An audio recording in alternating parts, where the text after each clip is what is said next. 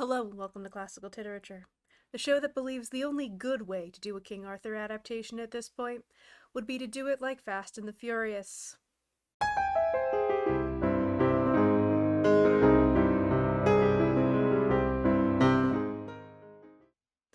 So the last time we checked in with Arthur and his court, we had been following Sir Pellias as he journeyed to defend Queen Guinevere's honor. On the way, he has made some friends, kicked some ass, and gotten some shiny new armor. This time, we will see how he continues on his journey. Chapter 3rd.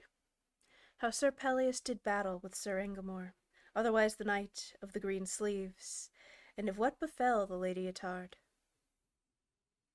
Now Sir Pellias and his party and the damsel Parcenet and her party travelled onward until after a while in the afternoon they came unto the utmost boundaries of the forest, where the woodlands ceased altogether, and many fields and meadows, with farms and crofts and plantations of trees, all abloom with tender leaves and fragrant blossoms, lay spread out beneath the sky. And Sir Pellias said, "This is indeed a very beautiful land into which we have come." Whereat the damsel Parcenet was right well pleased, for she said, "Sir, I am very glad that that which thou seest belikes thee. For all this region belongeth unto the Lady Ettard, and this is my home. Moreover, from the top of yonder hill one mayest behold the castle of Grantmesnil, which lieth in the valley beneath." Then Sir Pellias said, "Let us make haste, for I am wonderfully desirous of beholding that place." So they set spurs to their horses and rode up that hill at a hard gallop, and when they had reached the top thereof, lo, beneath them lay the castle of Grantmesnil, in such a wise that it was as though upon the palm of a hand. And Sir Pellias beheld that it was an exceedingly fair castle, built altogether without of a red stone, and containing many buildings of red brick within the wall. And beneath the walls there lay a little town, and from where they stood they could behold the streets thereof, and the people coming and going upon their businesses. So Sir Pellias, beholding the excellence of that castle, said, "Certes, maiden, yonder is a very fair estate." "Yea," said Parcenet, "we who dwell there do hold it to be a very excellent estate." Then Sir Pellias said to Parcenet, "Maiden, yonder glade of young trees nigh unto the castle appeareth to be a very cheerful spot. Wherefore at that place I and my companions in arms will take up our inn. There, likewise, we will cause to be set up 3 pavilions for to shelter us by day and by night.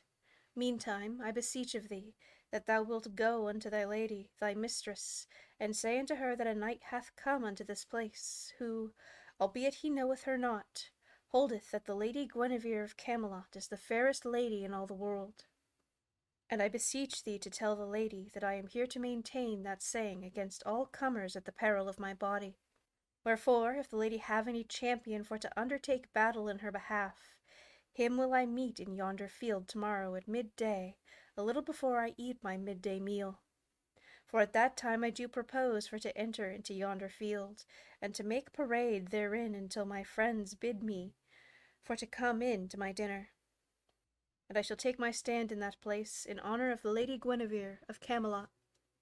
"Sir Pellias," said the damsel, "I will even do as thou desirest of me.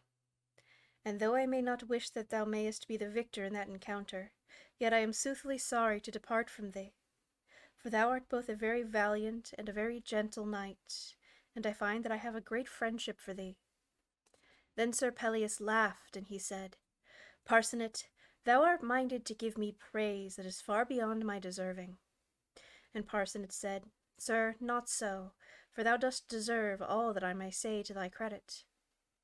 Thereupon they twain took leave of one another, with very good will and much kindness of intention, and the maiden and the 3 pages went the one way, and Sir Pellias and his 2 companions, and the several attendants they had brought with them, went into the glade of young trees as Sir Pellias had ordained.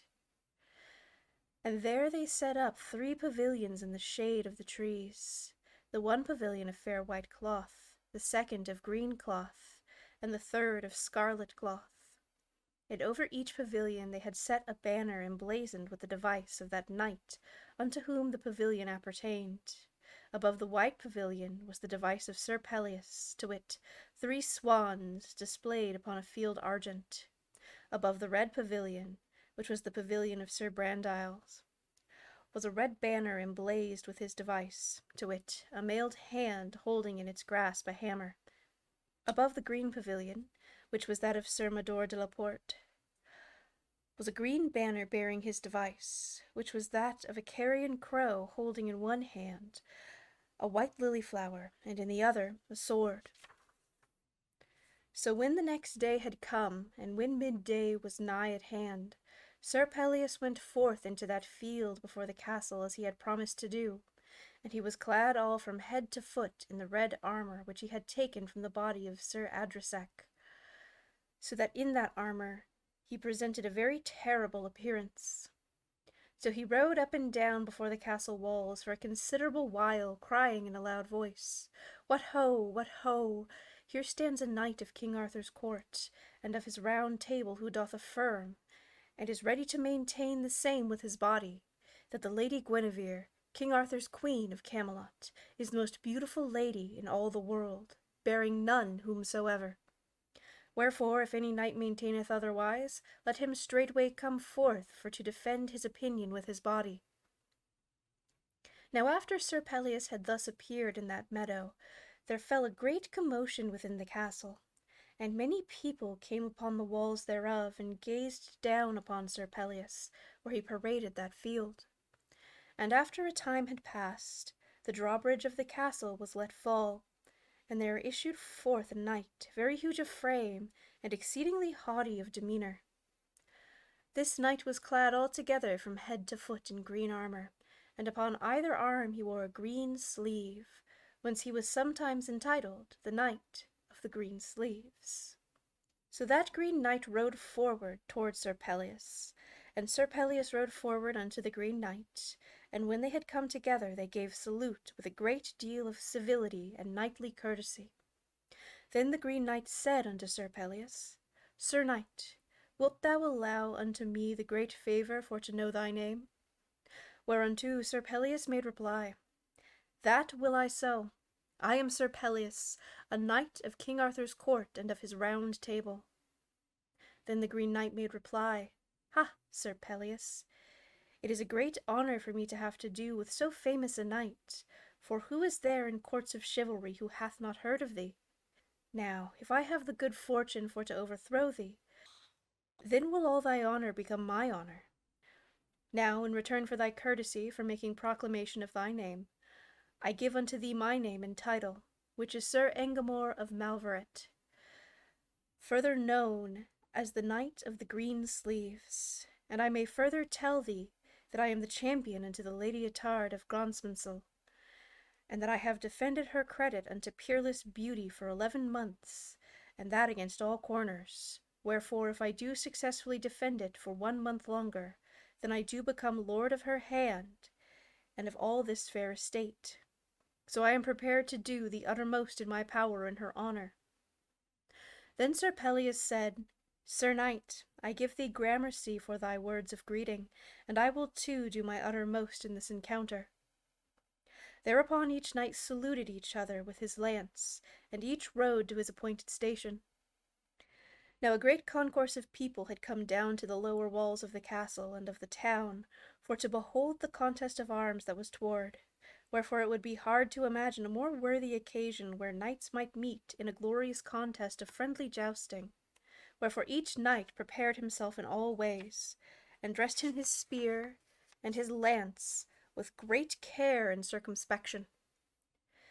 So when all had been prepared for that encounter, a herald, who had come forth from the castle into the field, gave the signal for assault.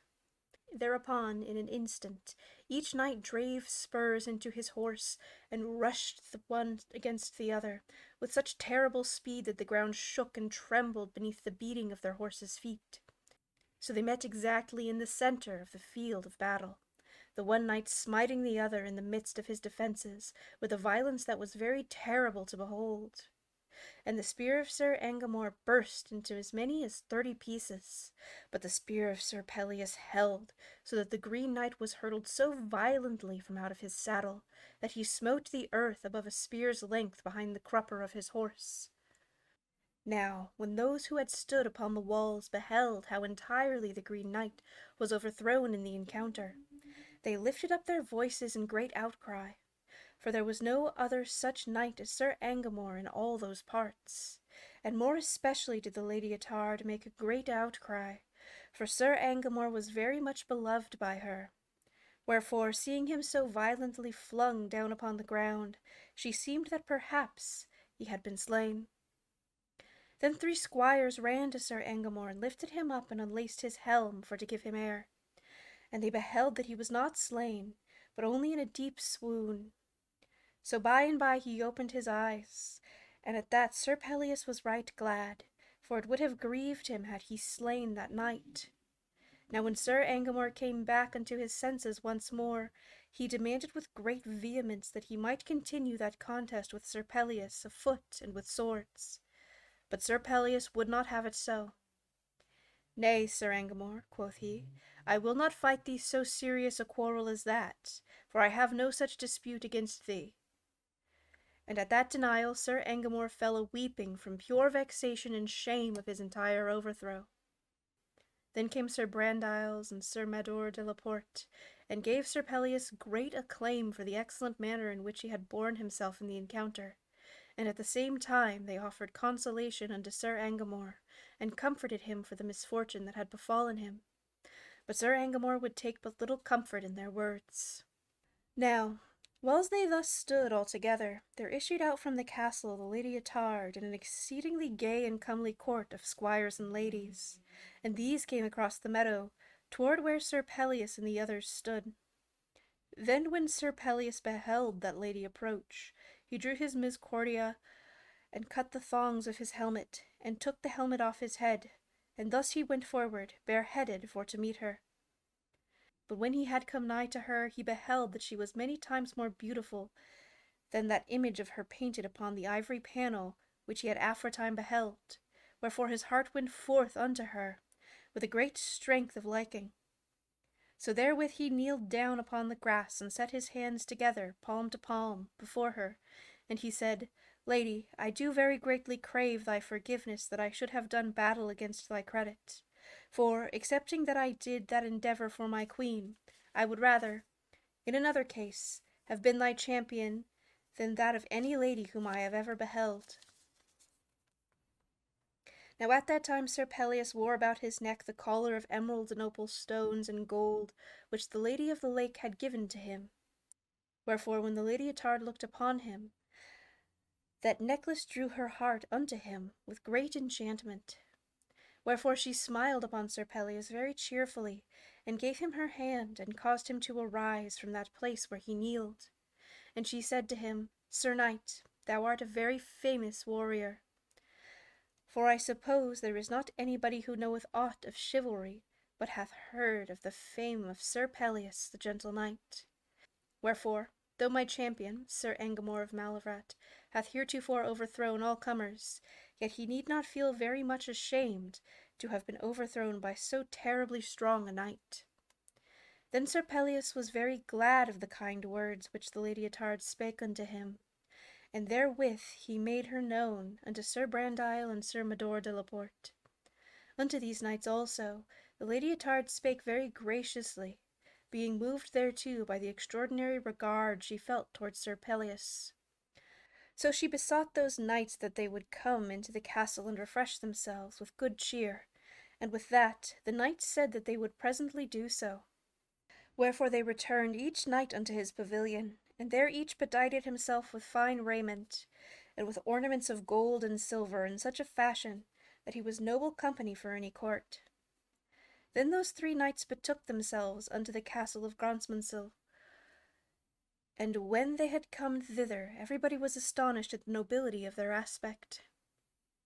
But Sir Engamore, who had by now recovered from his fall, was greatly cast down, for he said unto himself, Who am I in the presence of these noble lords? So he stood aside and was very downcast of heart and depressed in his spirits. Then the Lady Ettard set a very fine feast, and Sir Pellias, and Sir Brandile, and Sir Matador de la Porte.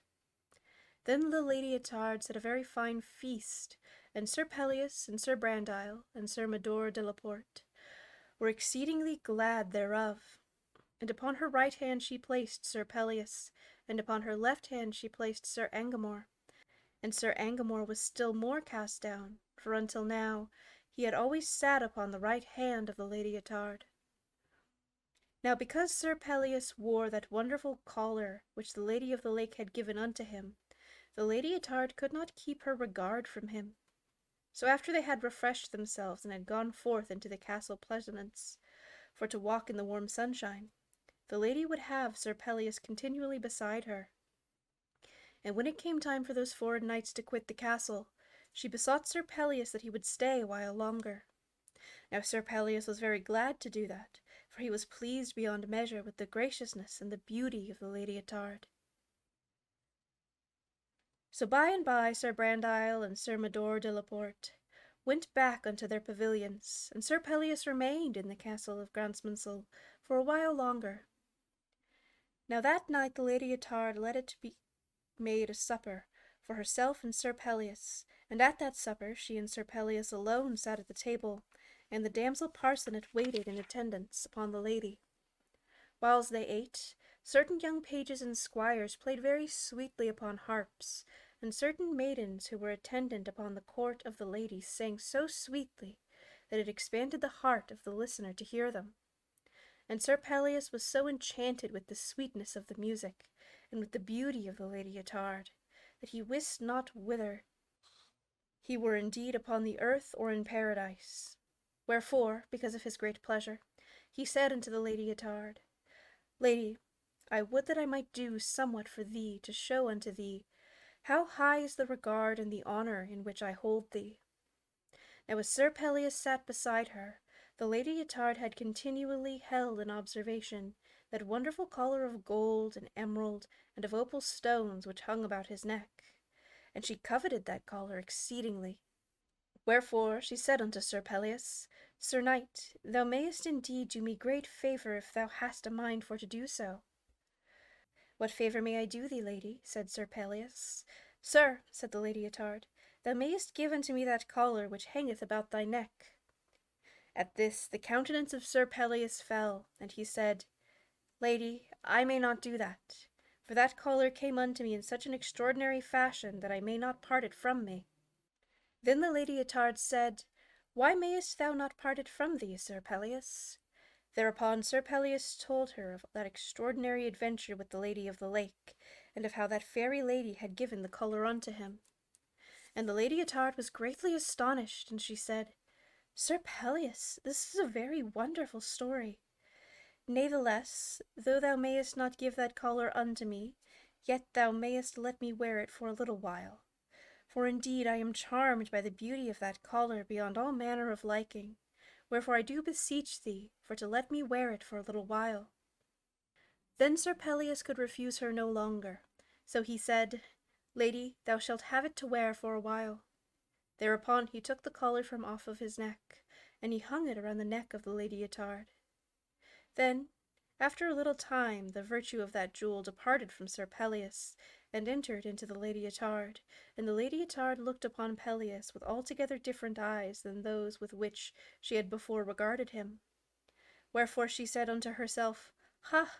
What ailed me that I should have been so enchanted with that knight, to discredit of my champion, who hath served me so faithfully? Hath not this knight done me grievous discredit? Hath he not come hitherward for no other reason than for that purpose? Hath he not overthrown mine own true knight in scorn of me? What then hath ailed me that I should have given him such regard as I have bestowed upon him? But though she thought all this, yet she made no sign thereof unto Sir Pellias, but appeared to laugh and talk very cheerfully. Nevertheless, she immediately began to cast about in her mind for some means whereby she might revenge upon Sir Pellias, for she said unto herself, Lo, is he not mine enemy, and is not mine enemy now in my power? Wherefore should I not take full measure of revenge upon him for all that he hath done unto us of Grantmesnle? So by and by she made an excuse and arose, and left Sir Pellias. And she took Parcenet aside, and she said unto the damsel Parcenet, Go and fetch me hither presently a powerful sleeping draught. Then Parcenet said, Lady, what would you do? And the Lady Ettard said, No matter. And Parcenet said, Would you give unto that noble knight a sleeping draught? And the lady said, I would. Then Parcenet said, Lady, that surely would be an ill thing to do unto one who sitteth in peace at your table and eateth of your salt. Whereunto the Lady Ettard said, Take thou no care as to that, girl, but go thou straightway and do as I bid thee. Then Parcenet saw that it was not wise for her to disobey the lady, wherefore she went straightway and did as she was bidden. So she brought the sleeping draught to the lady in a chalice of pure wine, and the Lady Ettard took the chalice, and said to Sir Pellias, Take thou this chalice of wine, Sir Knight, and drink it unto me according to the measure of that good will thou hast unto me. Now Parcenet stood behind her lady's chair, and where Sir Pellias took the chalice she frowned and shook her head at him. But Sir Pellias saw it not, for he was intoxicated with the beauty of the Lady Ettard, and with the enchantment of the collar of emeralds and opal stones and gold, which she now wore. Wherefore he said unto her, Lady, if there were a poison in that chalice, yet I would drink of the wine that is in it at thy command. And at that the Lady Ettard fell a laughing beyond measure, and she said, Sir Knight, there is no poison in that cup. So Sir Pellias took the chalice and drank the wine, and he said, Lady, how is this? The wine is bitter. To which the Lady Ettard made reply, Sir, that cannot be. Then in a little while Sir Pellias, his head, waxed exceedingly heavy as if it were of lead, wherefore he bowed his head upon the table where he sat. That while the Lady Ettard remained, watching him very strangely, and by she said, Sir Knight, dost thou sleep? To which Sir Pellias replied not, for the fumes of the sleeping draught had ascended into his brains, and he slept. Then the Lady Ettard arose, laughing, and she smote her hands together and summoned her attendants. And she said to them, Take this knight away, and convey him into an inner apartment, and when ye have brought him thither, strip him of his gay clothes and of his ornaments, so that only his undergarments shall remain upon him. And when ye have done that, lay him upon a pallet, and convey him out of the castle, and into that meadow beneath the walls, where he overthrew Sir Engamore, so that when the morning shall arise he shall become a mock and a jest unto all who shall behold him. Thus we shall humiliate him in that same field wherein he overthrew Sir Engamore, and his humiliation shall be greater than the humiliation of Sir Engamore hath been. Now when the damsel Parcenet heard this, she was greatly afflicted, so that she withdrew herself apart and wept for Sir Pellias. But the others took Sir Pellias and did unto him as the Lady Ettard commanded. And when the next morning had come, Sir Pellias awoke with the sun shining into his face, and he wist not at all where he was, for his brains were befogged by the sleeping draught which he had taken. So he said unto himself, Am I dreaming, or am I awake? For certes, the last that I remember was that I sat at supper with the Lady Ettard, yet here I am now in an open field with the sun shining upon me. So he raised himself upon his elbow, and behold, he lay beneath the castle walls nigh to the postern gate.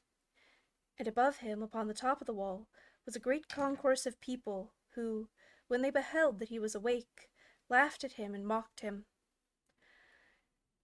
And the Lady Ettard also gazed down at him from a window, and he saw that she laughed at him and made herself merry. And lo, he beheld that he lay there clad only in his linen undervestment, and that he was in his bare feet as though he were prepared to sleep at night. So he sat upon the cot, saying unto himself, Certainly this must be some shameful dream that oppresses me. Nor was he at all able to recover from his bewilderment. Now as he sat thus, the postern gate was opened of a sudden, and the damsel Parcenet came out thence. And her face was all bewet with tears, and she bare in her hands a flame-coloured mantle. Straightway she ran to Sir Pellias, and said, Thou good and gentle knight, take thou this, and wrap thyself in it. Upon this Sir Pellias wist that this was no dream, but a truth of great shame. Wherefore he was possessed with an extreme agony of shame, so that he fell to trembling, whilst his teeth chattered as though with an ague. Then he said to Parcenet, Maiden, I thank thee. And he could find no more words to say. So he took the mantle and wrapped himself in it. Now when the people upon the walls beheld what Parcenet had done, they hooted her and reviled her with many words of ill regard. And so the maiden ran back again into the castle. But Sir Pellias arose and went his way toward his pavilion wrapped in that mantle. And as he went, he staggered and tottered like a drunken man, for a great burden of shame lay upon him, almost more than he could carry.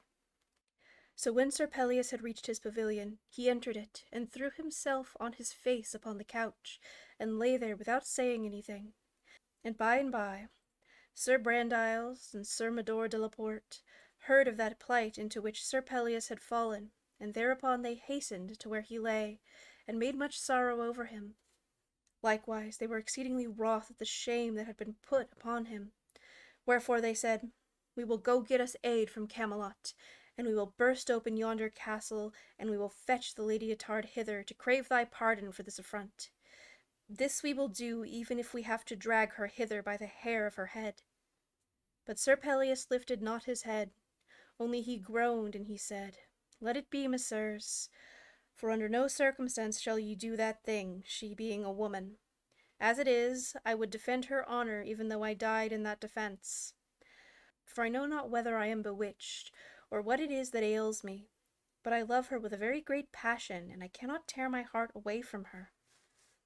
At this Sir Brandile and Sir Mador de la Porte were greatly astonished, wherefore they said, the one to the other, Certes, that lady hath laid some powerful spell upon him. Then after a while Sir Pellias bade them go away and leave him, and they did so, though not with any very good will. So Sir Pellias lay there for all that day until the afternoon had come.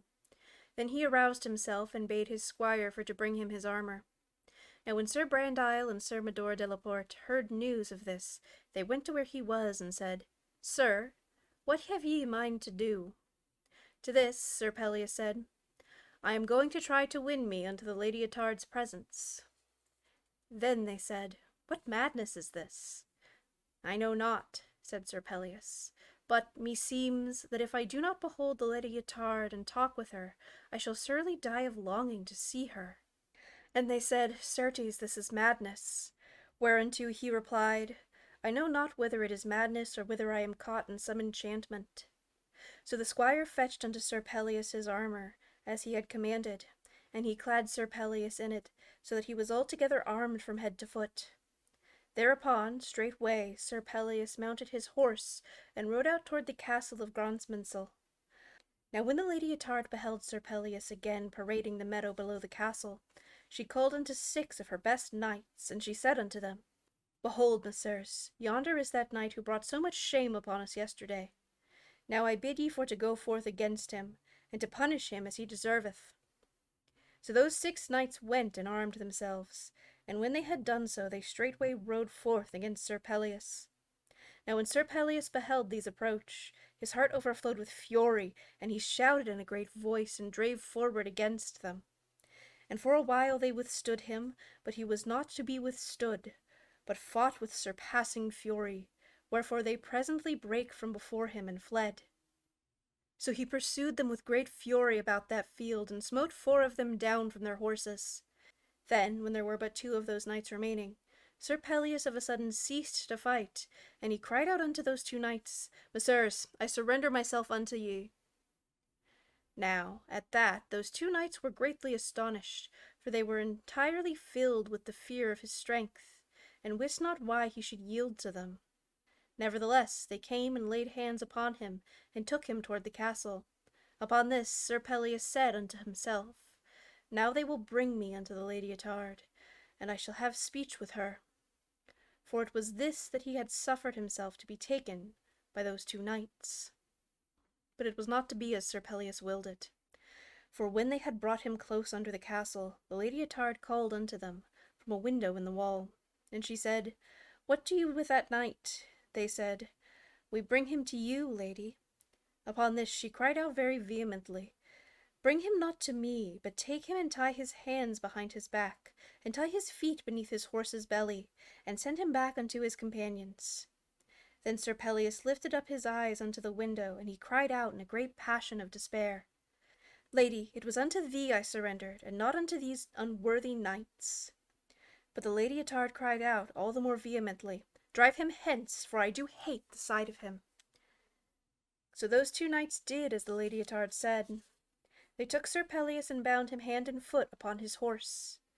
And when they had done so, they allowed his horse for to bear him back again unto his companions in that wise. Now when Sir Brandile and Sir Mador de la Porte beheld how Sir Pellias came unto them with his hands bound behind his back, and his feet tied beneath his horse's belly, they were altogether filled with grief and despair. So they loosed those cords from about his hands and feet, and they cried out upon Sir Pellias, Sir Knight, art thou not ashamed to permit such infamy as this?" And Sir Pellias shook and trembled as though with an ague, and he cried out in great despair, "I care not what happens unto me." They said, "Not unto thyself, Sir Knight, but what shame dost thou bring upon King Arthur and his Round Table?" Upon this, Sir Pellias cried aloud with a great and terrible voice, "I care not for them either." All of this befell because of the powerful enchantment of the collar of emeralds and opal stones and of gold, which Sir Pellias had given unto the Lady Ettard, and which she continually wore. For it was beyond the power of any man to withstand the enchantment of that collar. So it was that Sir Pellias was bewitched, and brought to that great pass of shame. Chapter 4th. How Queen Guinevere quarrelled with Sir Gawain, and how Sir Gawain left the court of King Arthur for a while. Now in the same measure that Queen Guinevere felt high regard for Sir Pellias, in that same degree she felt misliking for Sir Gawain. For though Sir Gawain was said of many to have a silver tongue, and whiles he could upon occasion talk in such a manner as to beguile others unto his will, yet he was of a proud temper, and very stern and haughty. Wherefore he would not always brook that the Lady Guinevere should command him unto her will, as she did other knights of that court.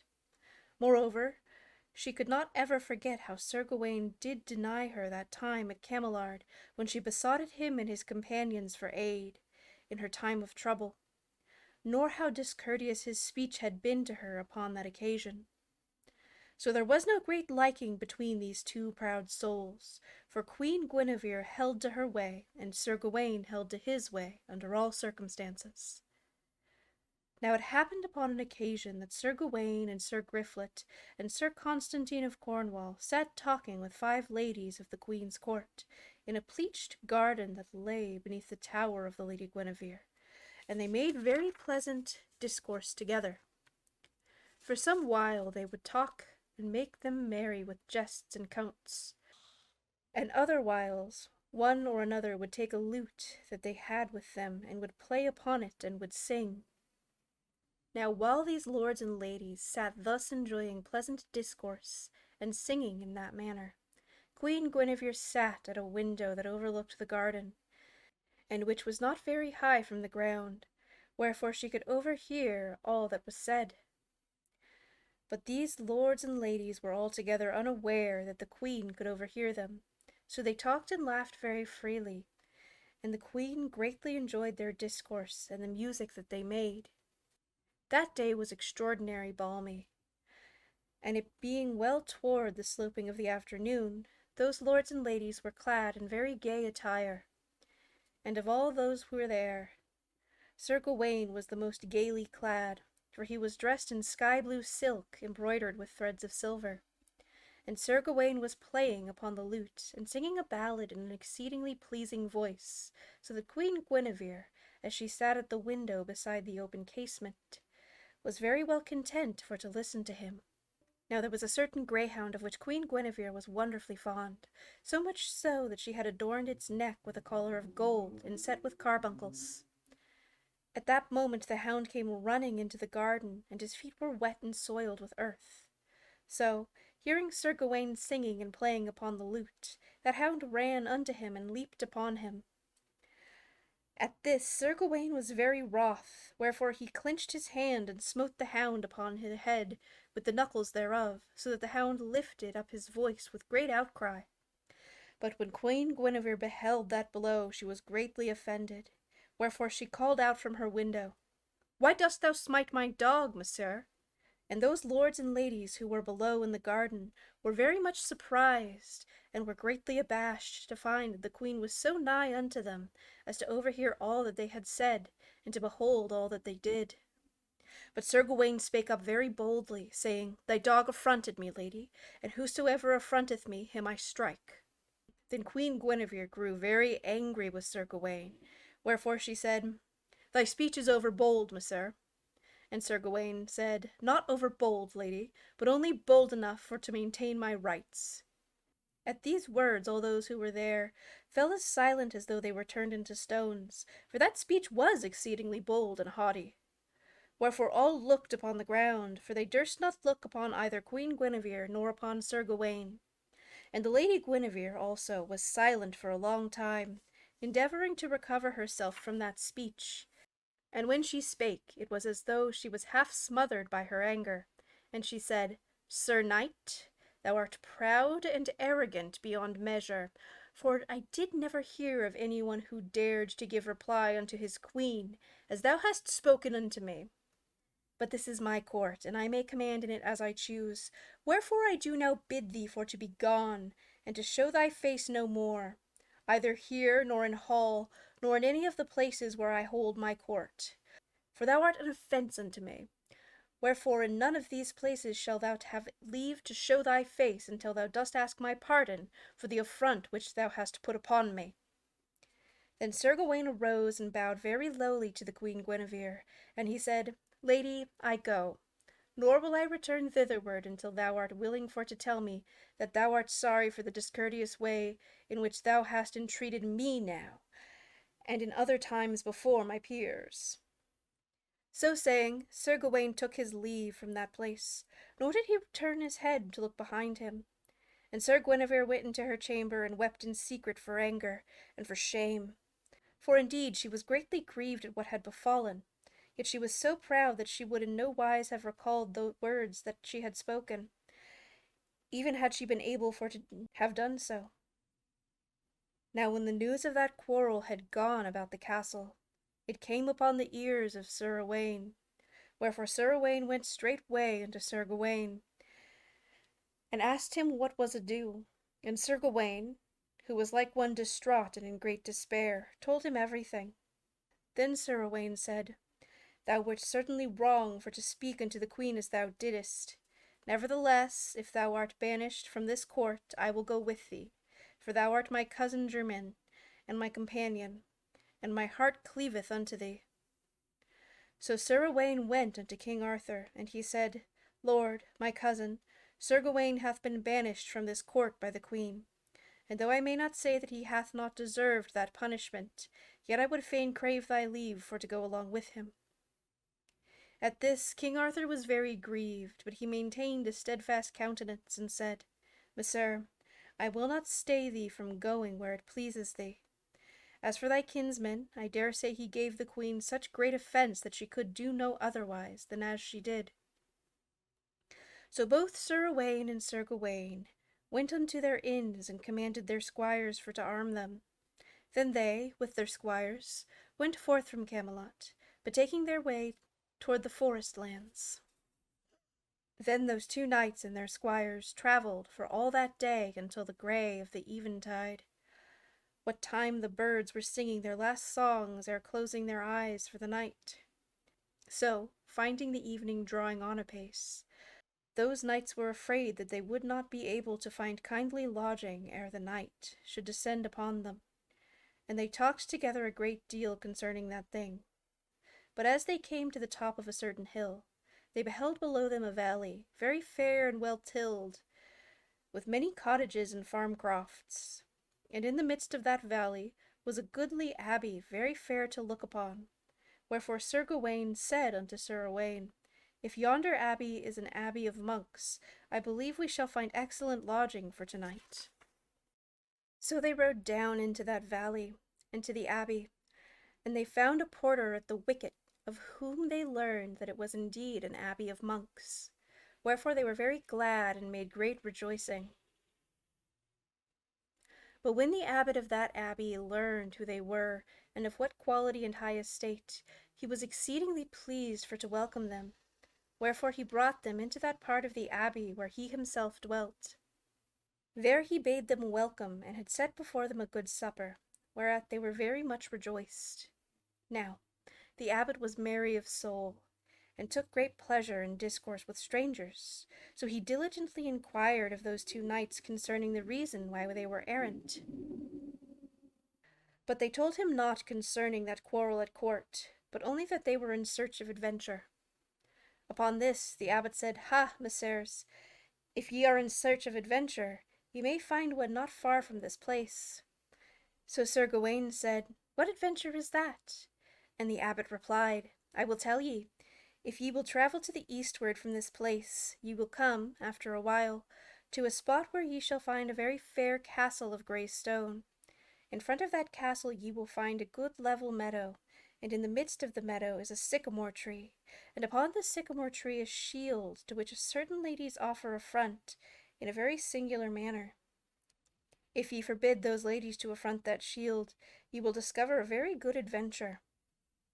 Then Sir Gawain said, That is a very strange matter.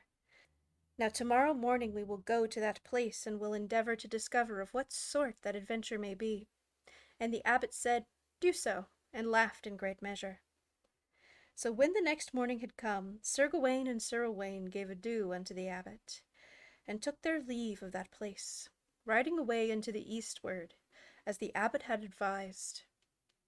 And after they had ridden in that direction for 2 or 3 hours or more, they beheld before them the borders of a forest all green and shady with foliage, and very cheerful in the warmth of the early summer day. And lo, immediately at the edge of the woodland, there stood a fair, strong castle of grey stone, with windows of glass shining very bright against the sky. Then Sir Gawain and Sir Owain beheld that everything was as the abbot had said, for in front of the castle was a smooth, level meadow, with a sycamore tree in the midst thereof. And as they drew near, they perceived that a sable shield hung in the branches of the tree, and in a little they could see that it bore the device of 3 white goshawks displayed. But that which was very extraordinary was that in front of that shield there stood 7 young damsels, exceedingly fair of face, and that these 7 damsels continually offered a great deal of insult to that shield. For some of those damsels smote it ever and anon with peeled rods of osier, and others flung lumps of clay upon it, so that the shield was greatly defaced therewith. Now nigh to the shield was a very noble appearing knight, clad all in black armour, and seated upon a black war horse, and it was very plain to be seen that the shield belonged unto that knight, for otherwise he had no shield. Yet though that was very likely his shield, yet the knight offered no protest either by word or by act to stay those damsels from offering affront thereunto. Then Sir Owain said unto Sir Gawain, Yonder is a very strange thing that I behold. Belike one of us is to encounter yonder knight. And Sir Gawain said, Maybe so. Then Sir Owain said, If it be so, then I will undertake the adventure. Not so, said Sir Gawain, for I will undertake it myself, being the elder of us twain, and the better seasoned in knighthood. So Sir Owain said, Very well, let it be that way, for thou art a very much more powerful knight than I, and it would be a pity for one of us to fall in this undertaking. Thereupon Sir Gawain said, Let be then, and I will undertake it. So he set spurs to his horse, and he rode rapidly to where those damsels offered affront in that way to the sable shield. And he set his spear to rest, and shouted in a loud voice, Get ye way, get ye way. So when the damsels beheld the armed knight riding at them in this wise, they fled away shrieking from before him. Then the sable knight, who sat not a great distance away, rode forward in a very stately manner unto Sir Gawain, and he said, Sir knight, why dost thou interfere with those ladies? Whereunto Sir Gawain replied, Because they offered insult unto what appeared to me to be a noble and knightly shield.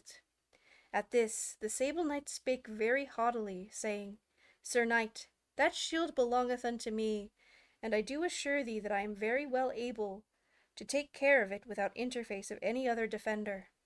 To which Sir Gawain said, It would appear not, Sir Knight. Then the Sable Knight said, Messire, and thou thinkest that thou art better able to take care of that shield than I think that thou wouldest do very well to make thy words good with thy body. To this Sir Gawain said, I will do my endeavour to show that I am better able to guard that shield than thou art who ownest it.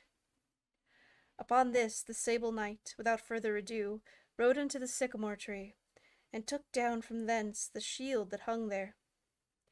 And he dressed the shield upon his arm, and took his spear in hand, and made him ready for defence.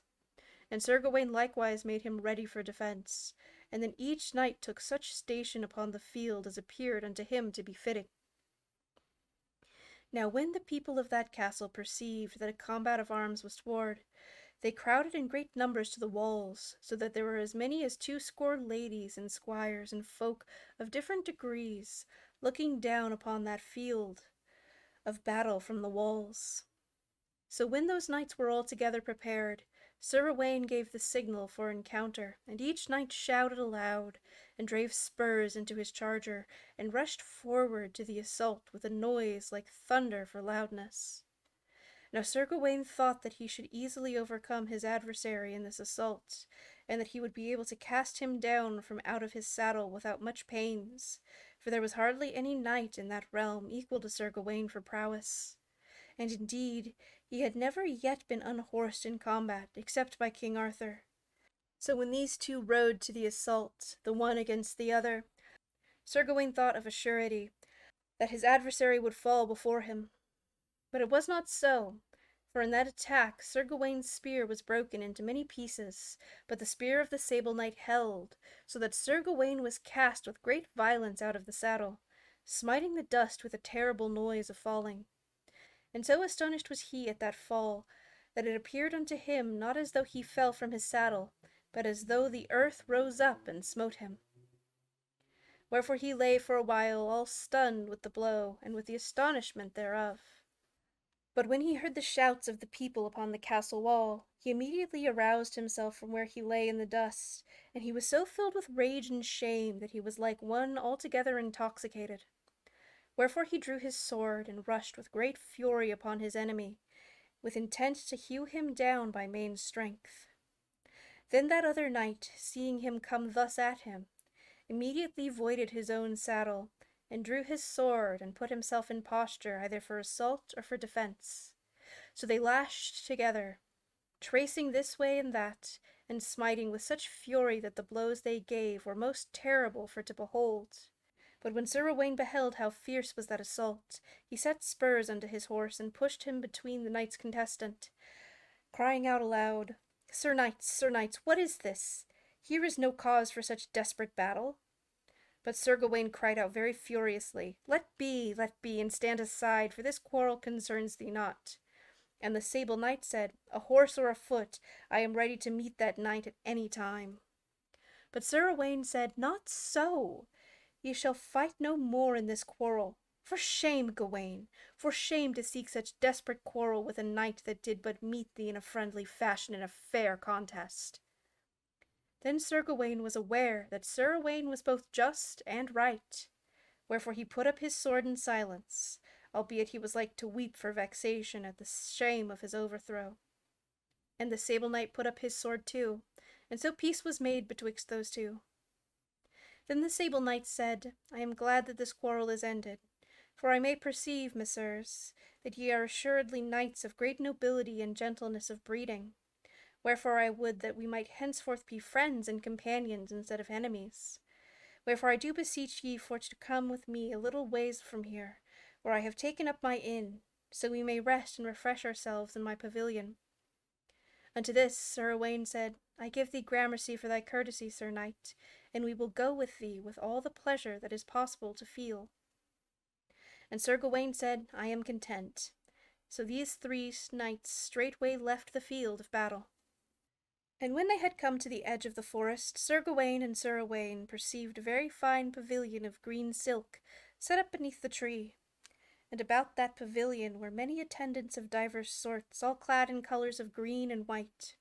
So Sir Gawain perceived that the knight who had overthrown him was certainly someone of very high estate, wherefore he was greatly comforted. Then the squires of those three knights came and removed the helmet, each squire from his knight, so that the knight might be made comfortable thereby. And when this was done, Sir Gawain and Sir Owain perceived that the sable knight was very comely of countenance, being ruddy of face and with hair like to copper for redness. Then Sir Owain said unto the knight, Sir unknown knight, this knight, my companion, is Sir Gawain, son of King Urren of Gore, and I am Owain, the son of King Lot of Orkney. Now I crave of thee that thou wilt make thyself known unto us in like manner. Ha, said the other, I am glad that ye are such very famous and royal knights, for I am also of royal blood, being Sir Marhaus, the son of the King of Ireland. Then Sir Gawain was very glad to discover how exalted was the quality of that knight who overthrew him, and he said unto Sir Marhaus, Messire, I make my vow that thou art one of the most terrible knights in the world, for thou hast done unto me this day what only one knight in all the world hath ever done, and that is King Arthur, who is my uncle and my lord. Now thou must certainly come unto the court of King Arthur, for he will be wonderfully glad for to see thee, and maybe he will make thee a knight of his round table. And there is no honour in all the world that can be so great as that. Thus he spoke unthinkingly, and then he remembered. Wherefore he smote his fist against his forehead, crying out, Ah, ah, who am I for to bid thee to come unto the court of King Arthur, who only yesterday was disgraced and banished therefrom? Then Sir Maurice was very sorry for Sir Gawain, and he inquired concerning the trouble that lay upon him. And Sir Owain told Sir Marhaus all about that quarrel. At that Sir Marhaus was still more sorry for Sir Gawain, wherefore he said, Messires, I like ye both wonderfully well, and I would fain become your companion in the adventures ye are to undertake, for now I need remain here no longer. Ye must know that I was obliged to defend those ladies who assailed my shield until I had overthrown 7 knights in their behalf, and I must tell ye that Sir Gawain was the 7th knight I have overthrown.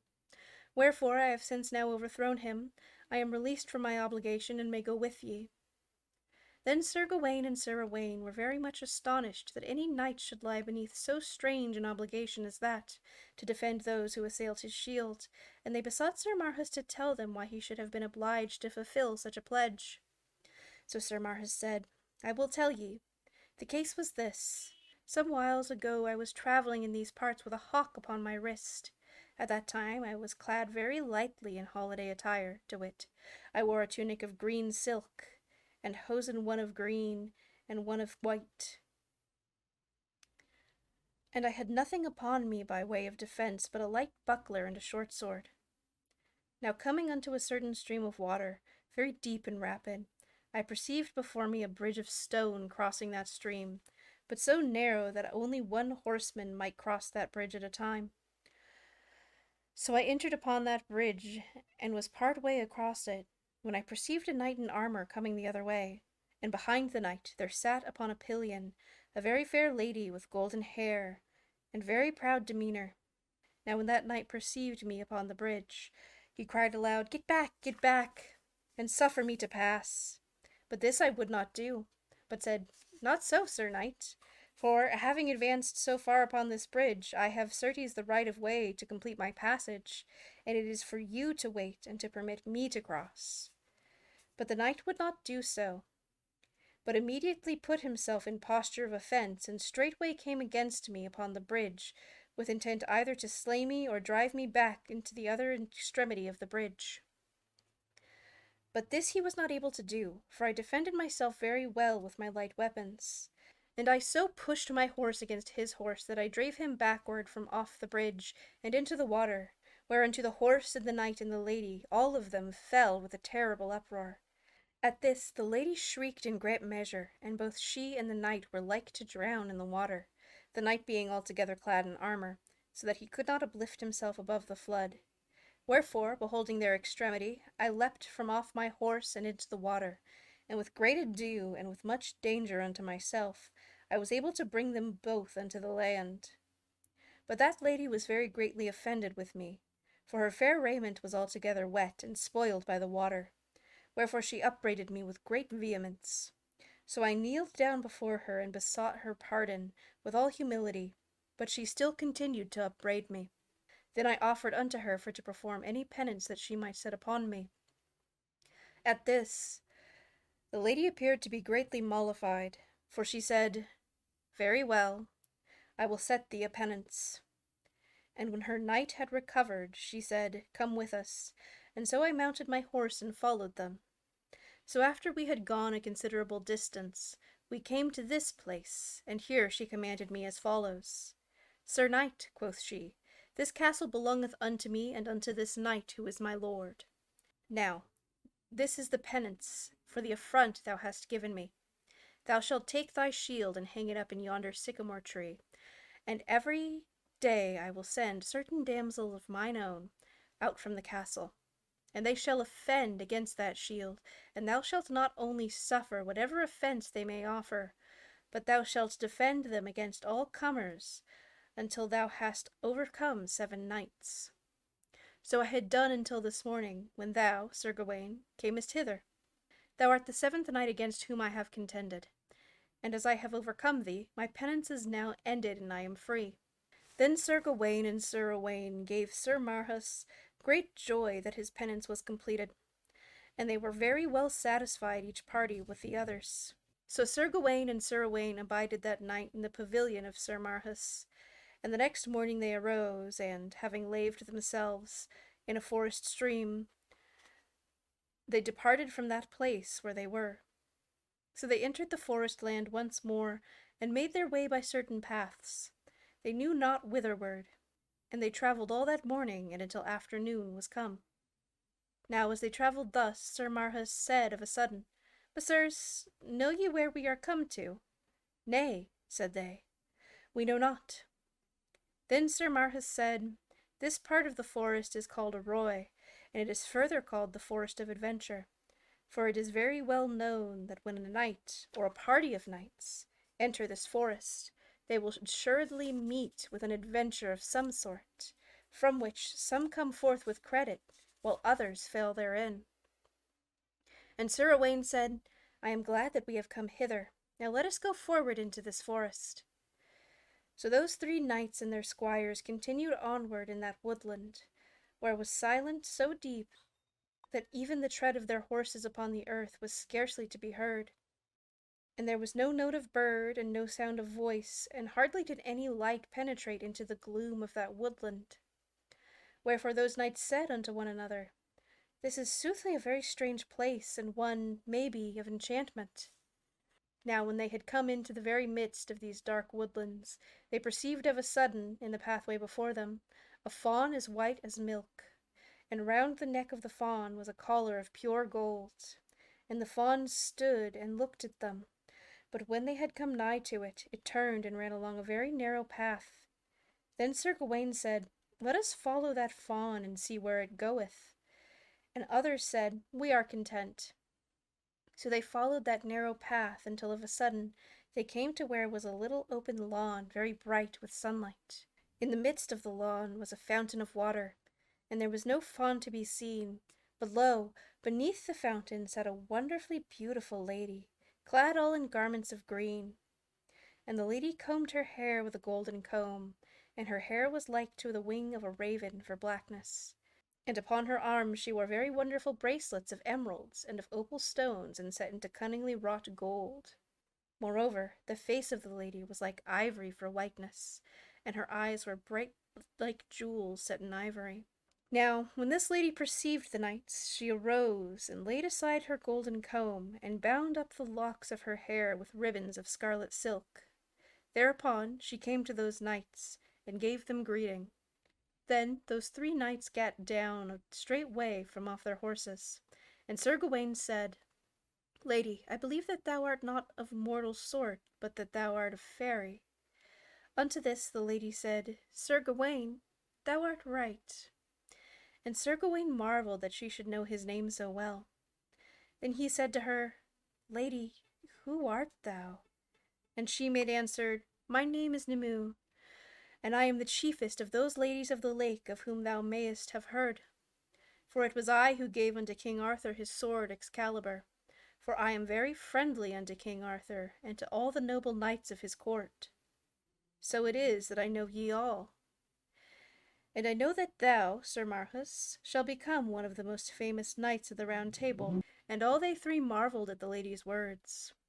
Then she said, I prithee tell me what it is that ye seek in these parts. And they said, We seek adventure. Well, said she, I will bring you unto adventure, but it is Sir Gawain who must undertake it. And Sir Gawain said, That is very glad news.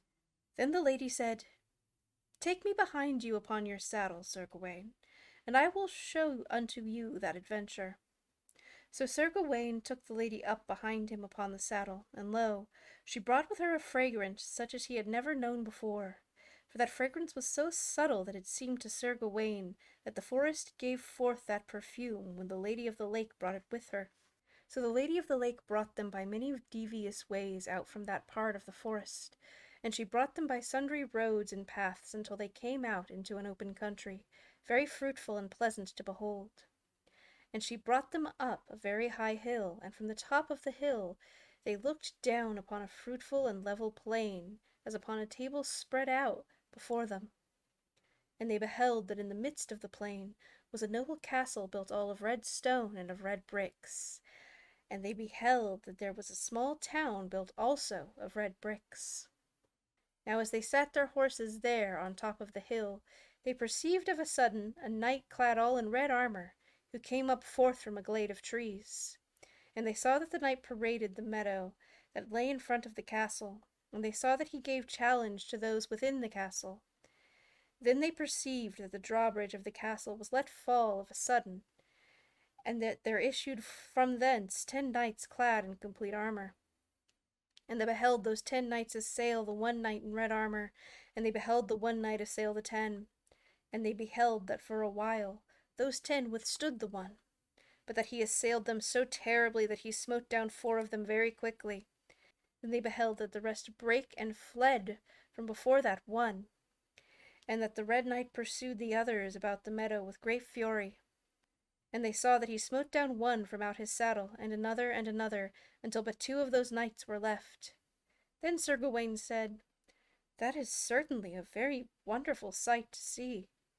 But the Lady of the Lake only smiled and said, Wait a little. So they waited, and saw that when the Red Knight had smitten down all of his enemy but those 2, and that when he had put those 2 in great peril of their lives, he suddenly sheathed his sword and surrendered himself unto them. And they saw that those 2 knights brought the Red Knight to the castle. And but when they had brought him there, a lady upon the wall thereof bespake that Red Knight as with great violence of language.